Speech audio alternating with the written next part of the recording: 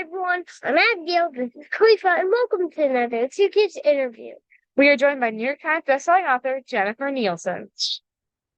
Hello, Um, thank you so much for having me here. Ms. Nielsen has written the book series The Underworld Chronicles, The Traitor's Game. The Mark of the Thief trilogy, the Ascendant series, Some of Miss Nielsen's standalone books include Rescue, Lines of Courage, Resistance, Words on Fire, and Ignite Divided. and of course, earlier this year, the #1 New York Times bestselling book, Iceberg. And in early 2024, Ms. Nielsen has two more books coming, Once Upon a Climb and Uprising. Thank you so much for being with us today. Well, it's really a thrill. Thanks for that kind introduction.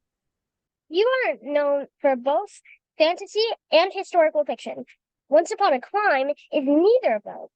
Can you tell us a bit about your upcoming book and why you decided to write something so different?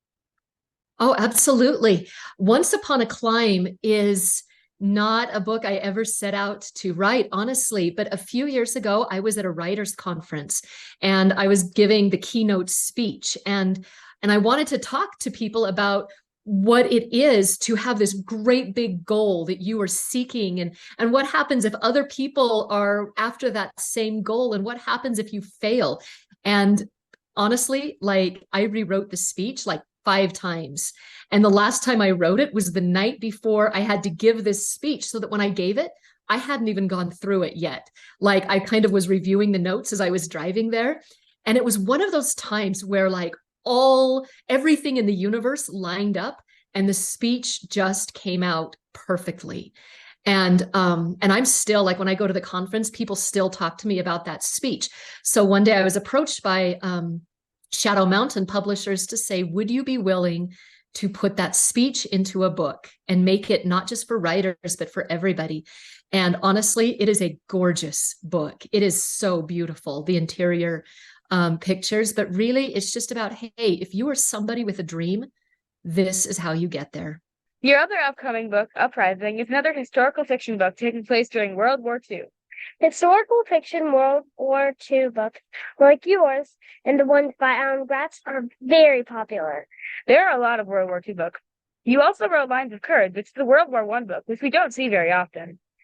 Why do you think there are so many more World War II books than there are World War I? Oh, sure. World War II, it's really easy to kind of break it down into its basic parts. You have a very clear villain, Hitler, and you have very clear good guys, which is everybody against Hitler. You have very high stakes in it, of countries who are losing their freedom, of what is happening to the Jewish people, of the future of the world. And so it almost feels like, just this epic sort of a story. World War I is different. It's very hard to say this is when it began and why it began. And this is even what anybody was fighting over. And it was very hard to say, well, who actually won and lost in the war, and where were the good guys and the bad guys? And it's so blurry. It's not that it's a lesser important war. In fact, if anything, it's far more important. World War II isn't World War II, it's World War I Part 2. And if we don't understand World War I, we can't understand World War II, but it is a much more difficult war to understand. Can you tell us about how your process of getting a book together differs when writing fantasy versus historical fiction? Sure. It's not so different as somebody might expect, because most of the processes are just the same, right? It's about building the world and doing the research that's necessary, finding the characters, and all of that is the same. The difference is in the scope of the world. With fantasy, anything is possible. The only limit is my imagination. With history, I'm dealing with a world that actually existed. And so fantasy writing is about how much can I imagine and, out of the box. And history is how much can I create within the box. Other than that, it's pretty much the same. Now that you have written three different genres, do you see yourself trying to write any other genre of books?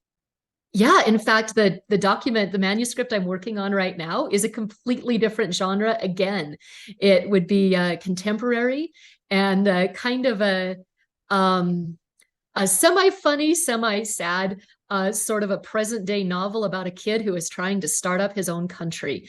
And it's a very different sort of novel for me, but I am so excited to be working on it. Does that one have a title yet?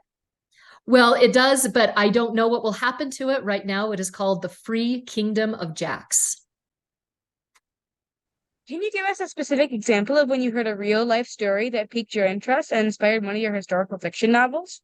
It's my next one, Uprising, that comes out next March, is a true story. It's the true story of a girl named Lydia Zachewski, which is her married name, but she was Lydia Durr living in Poland when the Nazis attacked.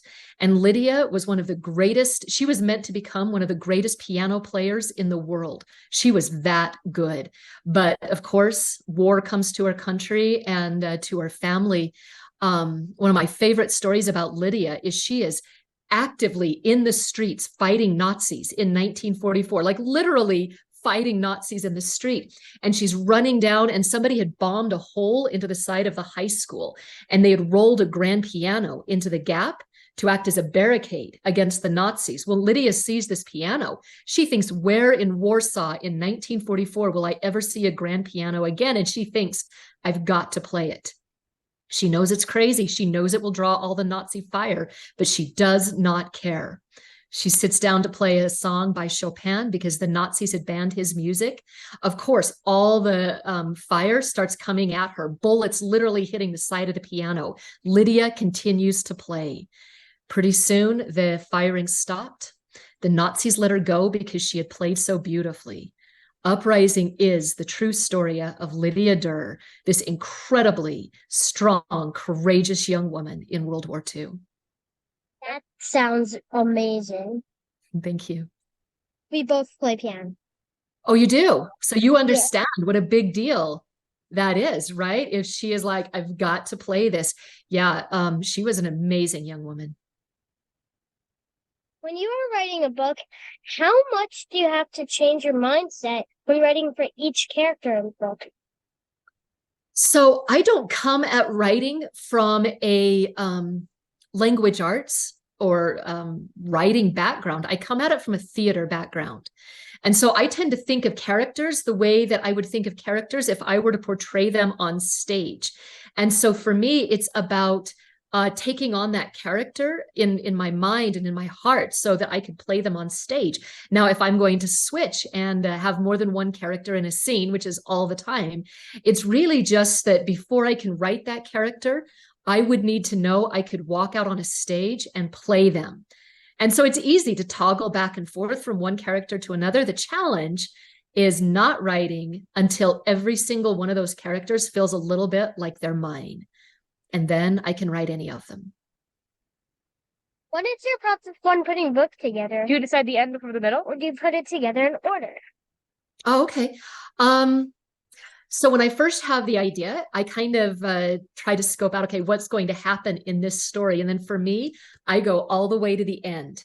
And I may not know exactly how it ends, but I've got a pretty good idea of what that's going to look like. Like if there's a big twist or a big reveal or a big moment, I need to know that's going to happen. And then I actually plot backward from that so that I set all of the clues in place going backward so that each clue gets a little smaller, a little smaller, a little smaller. I write forward, but I plot backward. Rejection is a part of most writers' stories. Can you tell us about that part of your journey? Yes. So I wrote manuscript number 1, which was absolute garbage. I wouldn't even have showed it to my mom, and she actually kind of likes me. Manuscript number 2, I thought was pretty good. I showed it to a few people who assured me it wasn't even close to ready for to get published. That was fine. Manuscript 3, I thought, this is pretty good. I sent it out to about 40 publishers. 40 publishers and editors said no. Manuscript number 4, I thought, okay, now I know what I'm doing. I am ready. And I sent it out, just querying one by one by one, and one by one by one, everything came back with a no. Not even a we're thinking about it, just no, no, no. And finally, I had queried everybody with a pulse, every agent, every editor, every publishing house, everyone. And everyone with a pulse had said no. There was nobody left for me to query. And finally, well, nobody but one. There was finally one publisher left. I sent it off.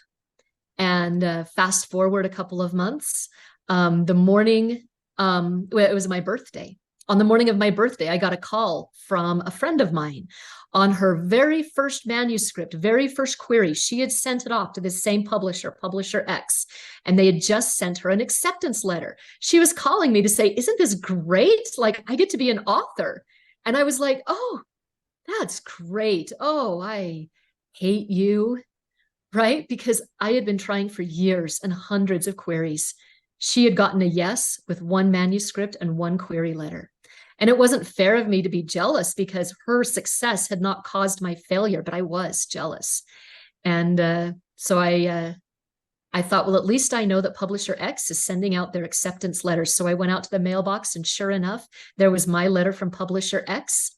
And I opened it up, and there, from the publisher who accepts nearly everybody, was my rejection on my birthday after that phone call. So that was a bad day. And there is not enough ice cream in the world to make that better. I know, because I tried to eat all of it. And I decided then that I had a decision to make. And the decision was this: either I would quit, I would listen to what the universe was clearly trying to tell me, that I had no future as an author, that I would never make it, and I would quit, or I would never fail at this again. And it turns out I am not a good quitter. So I knew I could never fail at this again. And I threw out everything I thought I knew about writing. And I started from square one to learn again how to write. That next manuscript became my first published novel. But I literally had to go to zero before I ever figured out how to write well enough to get published. We have interviewed a number of authors who have had books banned. This means in some part of the country, kids don't have the same access to books that we have and may not be able to see people like themselves represented in books. Can you give us your thoughts on this? Yeah, here's my thoughts on this. All right, it's a little bit layered. Thing number one that I believe is that every parent has the right and the obligation to know what their child is reading. That's part of parenting, is to be aware of that. Number two thing I believe is that just because that is one parent's right and obligation, it does not mean they have any right or obligation to make that decision for any other parent and their child. And so I believe that's where they cross the line into intervening in somebody else's rights. The third thing I believe is that absolutely every child deserves to see themselves and their experience in a book. That just because it's not right for one family does not mean it is absolutely critical for another child or family to have access to that book. And the fourth thing I believe is that books are powerful things. They can inspire, motivate, educate, learn. They can heal, and they can build bridges between people who otherwise might never have understood each other. When we ban books, we burn those bridges, and that is a terrible thing. While I support parent rights, I support the right, even greater, of all children to be able to access the book they want or need when they want it or need it. And for that, the librarians who champion that right within their libraries, they are my heroes. What writer has had the most influence on you? What writer has had the most influence on me? Probably J.K. Rowling, from the Harry Potter books, because when I was really trying to get published, that's when the Harry Potter books were so big. And I just used to look at these worlds that she had created and the detail and how alive it felt to everybody. And I would analyze her writing. What did she do? And I would break down her writing. Like, her books were like textbooks to me. And I started to understand how she created these worlds. And so I have learned just an enormous amount from her about writing, and owe her a great debt for where I am today. Iceberg hit #1 on the New York Times bestseller list. When that happened, did you think back to all those rejections and think how far you've come? Um, when I got the news about Iceberg, I was in the grocery store in the vegetable aisle, and my editor, I saw on my caller ID, my editor was calling. Now, my editor only calls if there's either like really bad news or really good news. And I couldn't think of any good news that could be coming. So I was nervous to answer that phone. I just thought, oh boy, whatever this is, here we go. And so there I am in the middle of the vegetable aisle when I get this phone call from her. And she was so excited. She's like, Jen, the book hit #1. And there I am in the middle of the grocery aisle in front of the beets and the beans, crying. Because from the very beginning, I have always said one day I wanted to hit #1 on the New York Times list. And every book, it's always been just out of my reach. And finally, this amazing thing happened. And it wasn't anything I did. It was readers who kept picking up that book and wanting to buy it. And I owe them so much of my gratitude, because that was a dream 10 years in coming. And I will never forget that moment in front of the beans and the beets. What advice do you have for young people who want to write? To want to write, oh my goodness, #1, write.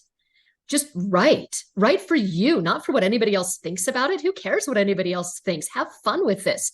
But this is my advice. When you get your idea, the idea that's in your head, it's perfect. It looks like a movie in your head.